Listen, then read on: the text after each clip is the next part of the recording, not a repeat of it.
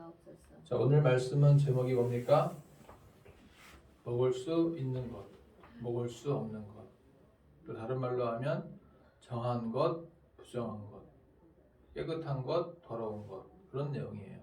먹을 수 있는 것, 먹을 수 없는 것, 깨끗한 것, 부정한 것이라는 내용으로 같이 말씀을 나눠보겠습니다. 자, 사람이 먹을 수 있는 것을 못 먹을 때, 또 먹어야 할 때는 못 먹을 때는 매우 힘들죠. 배고프면은 금방 신호가 옵니다.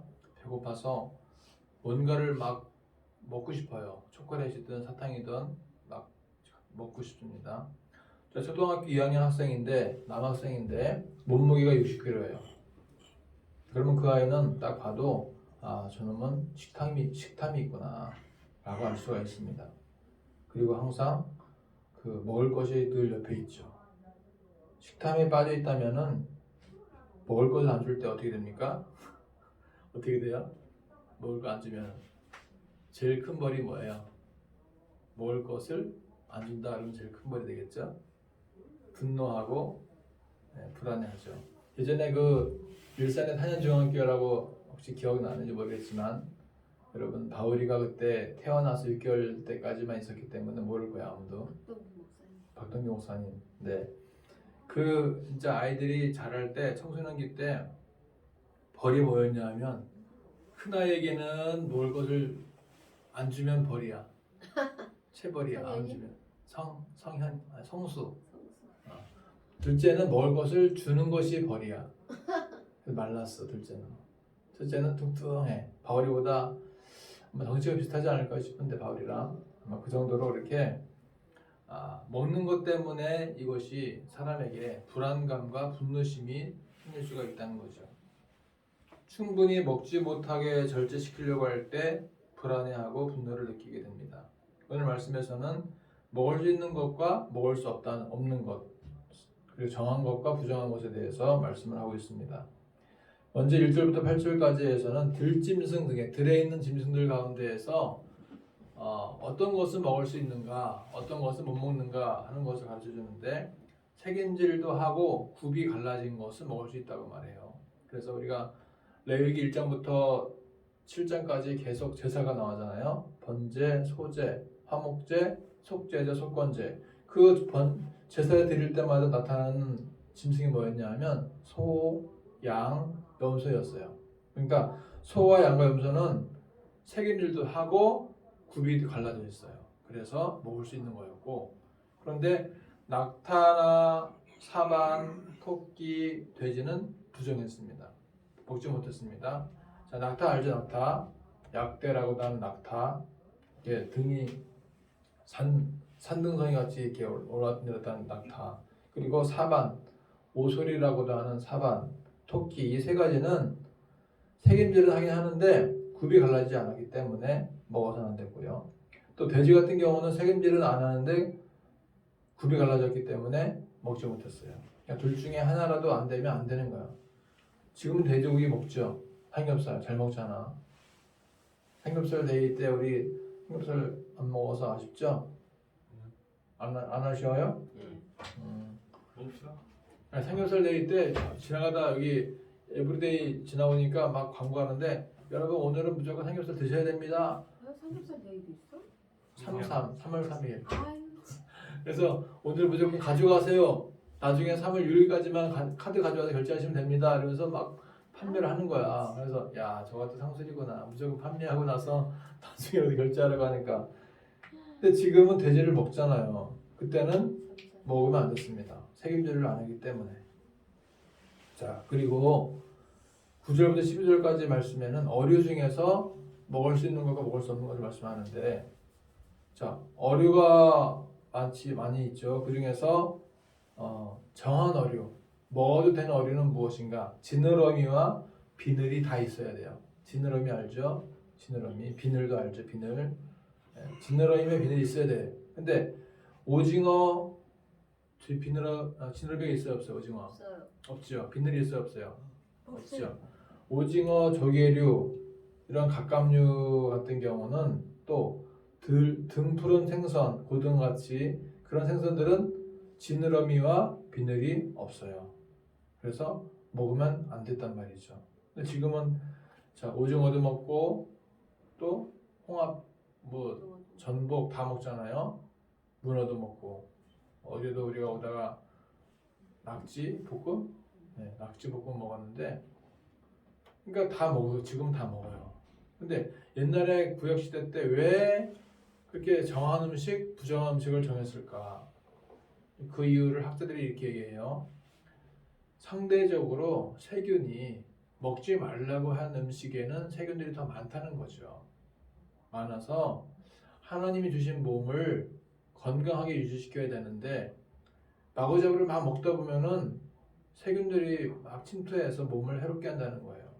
그래서 하나님은 우리가 몸을 잘 보존하라 라는 의미에서 먹을 것과 먹지 말 것을 구분했다라고 그렇게 이야기를 합니다.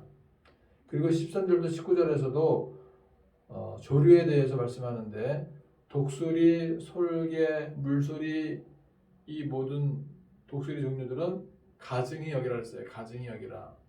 가증히 여긴다는 말이 어떤 것일까요? 혐오하라는 거죠. 혐오하라. 징그럽다. 그런 뜻이 있어요. 그러니까 오늘 말씀에서 부정한 것들은 가증히 여겨라, 혐오하라, 먹지 말라, 부정한 것이다 라고 하면서 자꾸 멀리하라고 말씀합니다. 그리고 20절부터 23절에서는 곤충에 대해서 먹어야 될 것, 먹지 말아야 될 것.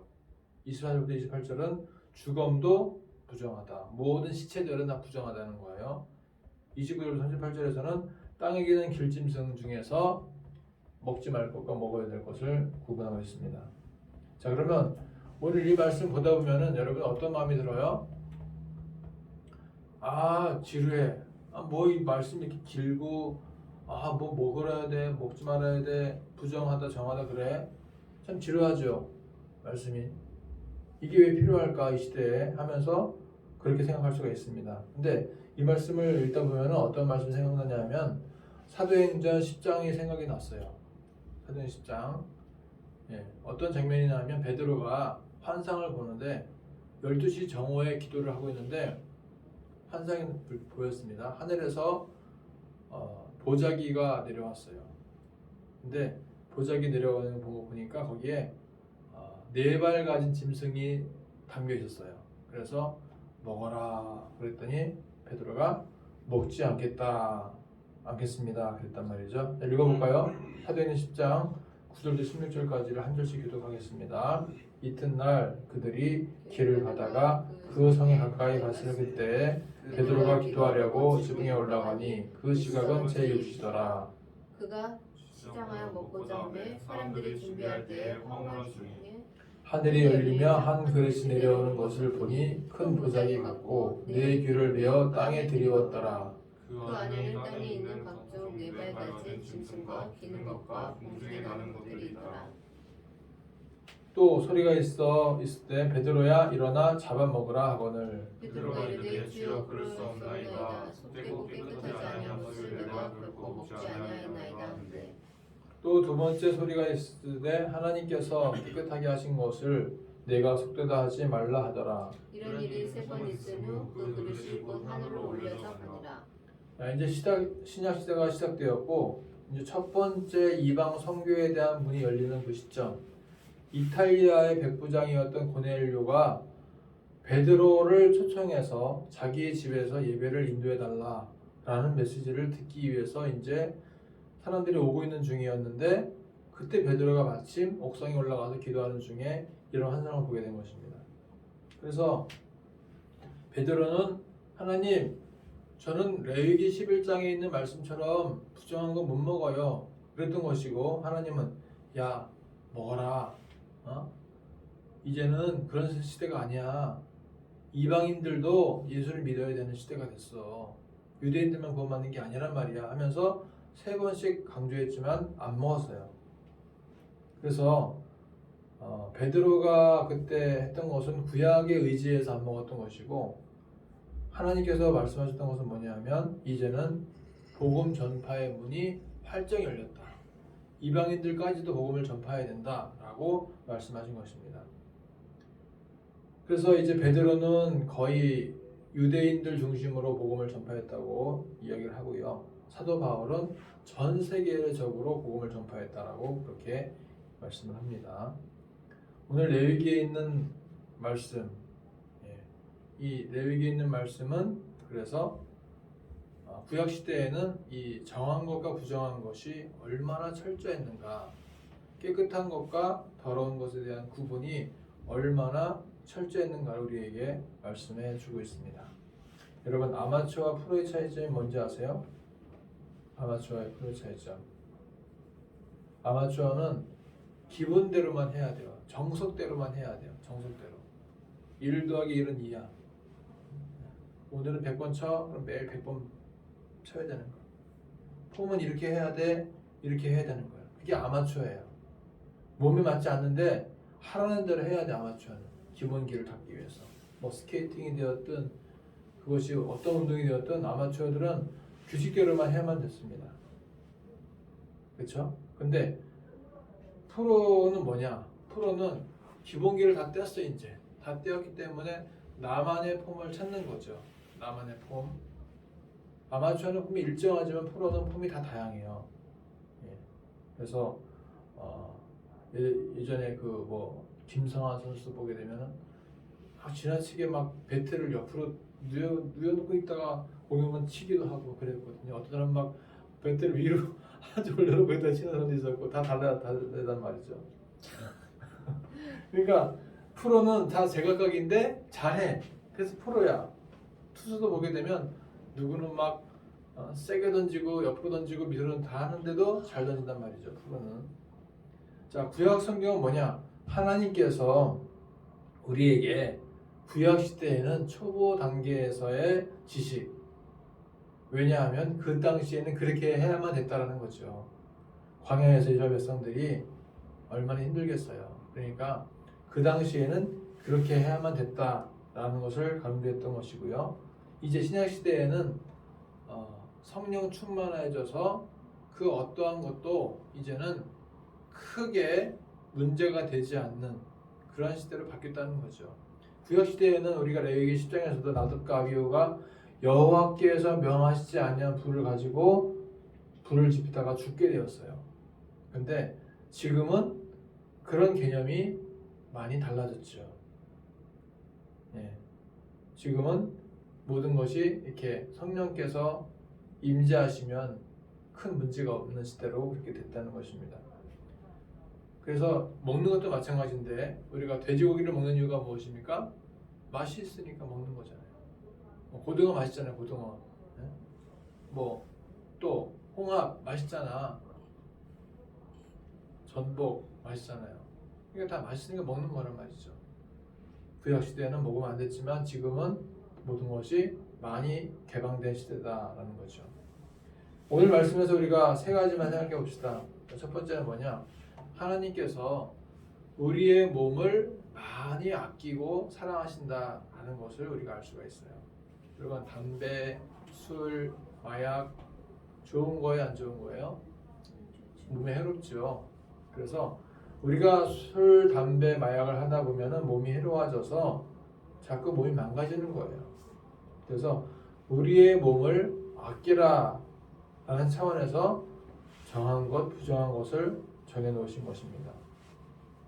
우리가 우리의 몸을 아끼는 것보다 하나님께서 우리의 몸을 더 아껴주세요. 그래서 천사를 동원해서라도 우리를 지키시고 돌봐주시는 것입니다. 몸에 병이 생기는 것은 부모에게 불효하는 것이지만 하나님께도 우리가 불충하는 거예요.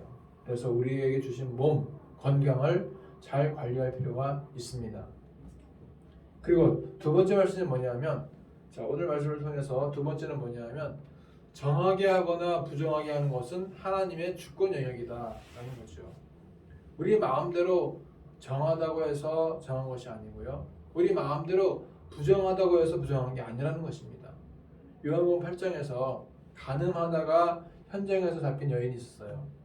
그 당시까지만 해도 구약 시대에는 이런 여자는 돌을 쳐서 죽여야만 됐어요. 그런데 예수님은 이 여인을 부정하다고 하지 않았어요. 너희 중에 죄가 있는 자가 먼저 돌로 쳐라 그랬단 말이죠. 그러니까 하나님은 정해지는 것도 하나님의 뜻이고 부정해지는 것도 하나님의 뜻인 것입니다. 우리가 깨끗하다고 인정을 받아야만 되는 거죠.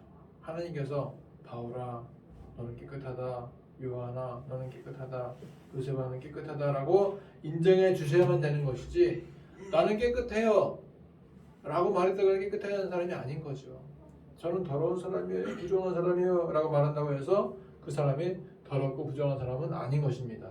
하나님께서 깨끗하다고 하시면 깨끗해지는 것이고 부정하다고 하시면 부정한 사람이 되는 거예요. 그러므로 우리 항상 하나님 앞에 기도하면서 하나님 저의 몸과 마음과 생각이 깨끗해지게 하옵소서, 정결해지게 하옵소서, 정결한 마음을 주시옵소서 이렇게 기도해야 될 줄 믿습니다. 그리고 마지막 세 번째는 하나님은 오늘 말씀을 통해서 결론적으로 거룩하신 분이기 때문에 우리도 거룩하라고 강조하고 계십니다. 자, 다 같이 45절 읽어볼까요? 45절 시작. 나는 너희 하나님이 되려고 너희를 애굽 땅에서 인도하여 낸 여호와라. 내가 거룩하니 너희도 거룩할지어다. 하나님이 바라시는 것은 뭐냐면 구별되는 거고 거룩해지는 것입니다. 우리는 그 누구보다도 거룩해져야 하고 구별되어져야 합니다. 믿는 사람들은 믿지 않는 사람들에 비해서 더 거룩해져야 돼요. 달라야 돼요. 그리고 믿는 사람들 중에서도 우리는 더욱더 거룩해질 필요가 있고 구별될 필요가 있다는 거죠. 여러분, 믿는 사람과 믿지 않는 사람들이 있을 때 믿는 사람들은 어떤 면에서 믿지 않는 사람들에 비해서 조금 더 말이나 또 마시는 것이나 모든 것에서 거룩할 필요가 있고요. 믿는 사람들 중에서도 우리는 조금 더 목회자의 가정이니까 조금 더 뭔가 다른 똑같은 교회를 다녀도 우리는 조금 더 다른 시각이 있어야 됩니다. 네, 구별될 필요가 있다는 거죠. 자, 오늘 11장을 통해서 우리가 세 가지를 생각해 보았습니다. 첫 번째, 우리의 음식 때문에 우리의 몸이 상하지 않도록 관리하자는 것이고요. 두 번째, 정하고 부정하다고 하는 것은 하나님의 몫이고 하나님의 주권임을 인정해야 된다는 것이고요. 세 번째, 우리는 보다 거룩해지고 보다 구별된 삶이 무엇인가를 되새겨봐야 된다는 것입니다. 이러한 삶을 한 주간도 사시면서 우리에게 주어진 몸을 관리하시고 구별된 삶을 살아가시고 하나님께서 깨끗하다고 인정하시는 삶이 되시기를 예수님으로 축복합니다. 기도하겠습니다. 하나님, 우리에게 주신 육신, 생명, 건강에 대해서 감사합니다. 이번 한 주간도 우리의 몸과 마음을 거룩하게 구별하고 하나님이 깨끗하다고 인정하실 만한 삶을 살게 하여 주시옵소서. 예수님의 이름으로 기도합니다.